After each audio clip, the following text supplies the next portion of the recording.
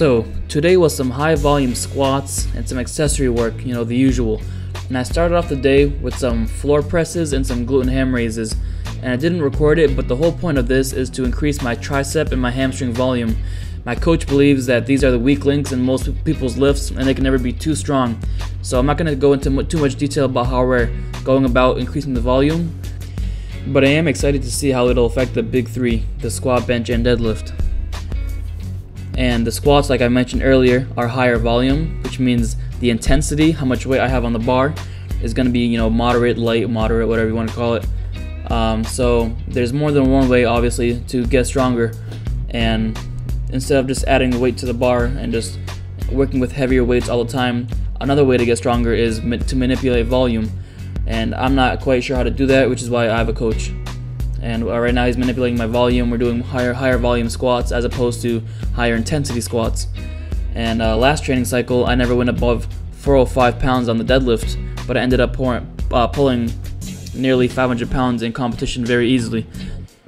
And even though I'm going for a 600 pound squat within a couple of weeks to a month, it seems like I never train above 500 pounds.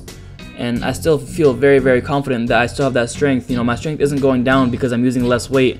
I'm using a lot of volume, which is just another way to get stronger. So if you guys are wondering why I'm not, squatting 5 plates on every single time I'm squatting, it's for that exact reason, is that you don't have to go heavy all the time, and sometimes it's unnecessary. And of course, this all depends on how you manipulate your volume. And I'm not an expert on that, which is the reason why I have a coach. And I'm not going to disclose my programming or his programming or anything like that. But moral of the story is you don't have to go heavy all the time.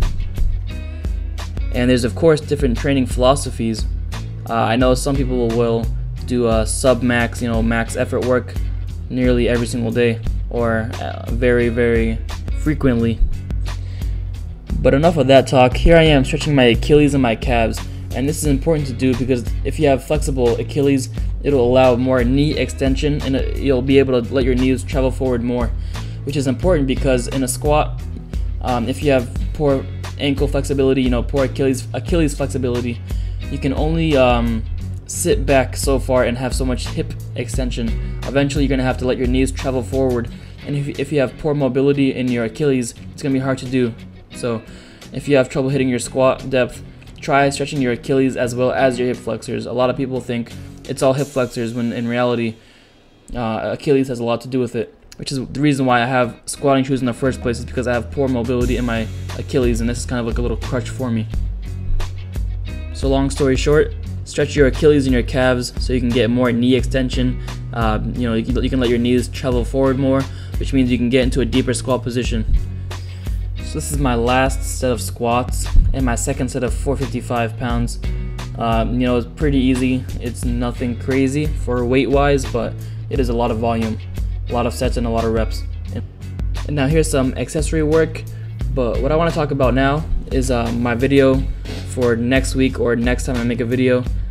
I think the next topic is going to be what I think about online coaching and coaches in general, and my personal experience with my coach, Clint Darden. So that's going to be coming up next time, as opposed to me just rambling in this video talking about nothing really. Next video is going to have an actual topic, so stay tuned for that, guys. I'm going to just let you guys enjoy the rest of the instrumental that's going on in the background. Here's some hamstring work, some volume work, blah, blah, blah, blah. Peace out, bye.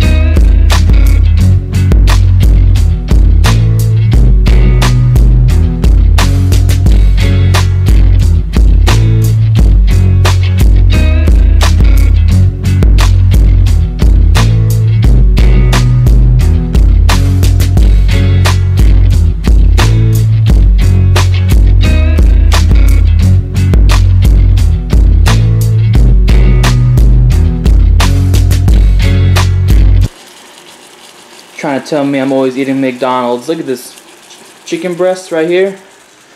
Got some broccoli right here. Broccoli with cheese and butter. Oh my god.